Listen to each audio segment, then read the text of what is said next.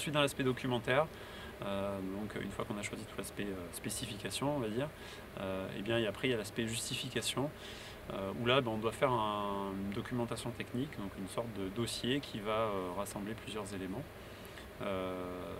Donc déjà faire une description générale des équipements, tous les éléments de conception donc, qui vont permettre de justifier la conception qui a été faite, la preuve bien sûr de la conformité du produit aux normes harmonisées, si on a choisi une norme harmonisée, ou alors les analyses qui auront été faites pour s'assurer que le produit est conforme.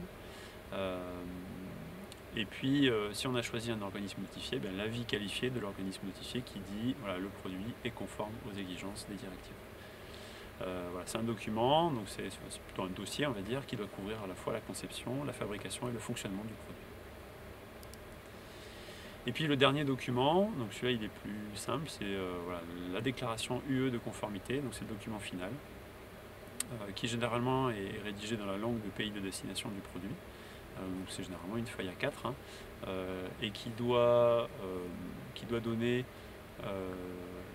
l'identification de l'appareil sur lequel elle porte, donc ça a une référence, donc un part number, ça peut être aussi, on peut mettre une photo par exemple pour identifier le produit, le nom et l'adresse du fabricant ou du mandataire, les références aux directives qui ont été suivies et aux normes harmonisées si on a choisi les normes harmonisées pour vérifier le produit. La date de la déclaration, et puis la dernière partie qui est importante, c'est l'identité et la signature de la personne qui engage sa responsabilité.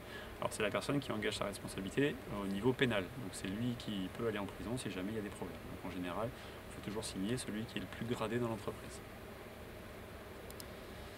Voilà, l'aspect documentaire, donc documentation technique, déclaration de conformité, ça reste en possession du fabricant, du mandataire, de l'importateur.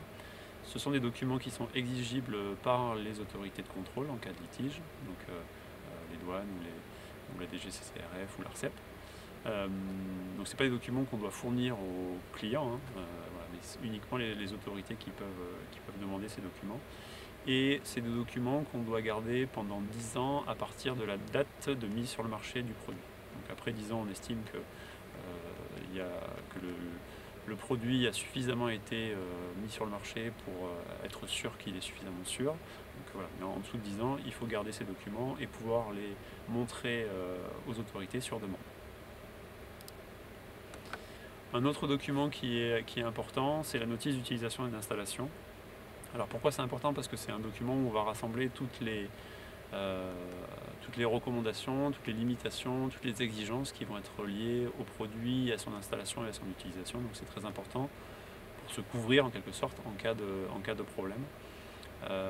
Donc un exemple sur l'aspect CEM. Généralement, j'ai beaucoup de clients qui me disent moi je suis responsable du produit, mais je ne suis pas responsable des câbles qui vont être connectés au produit. Dans ces cas-là, ça peut avoir un impact sur le nombre d'essais qu'il y a à faire en CEM, parce que généralement les normes CEM disent si votre câble est supérieur à 3 mètres, on fait des essais, donc on va faire rentrer des agressions par le câble. Si le câble est inférieur à 3 mètres, on ne fait pas d'essais. Donc ça peut avoir un impact assez important. Donc dans ces cas-là, ce que je dis à mes clients, c'est si vous ne voulez pas faire d'essai sur le câble, ça se comprend.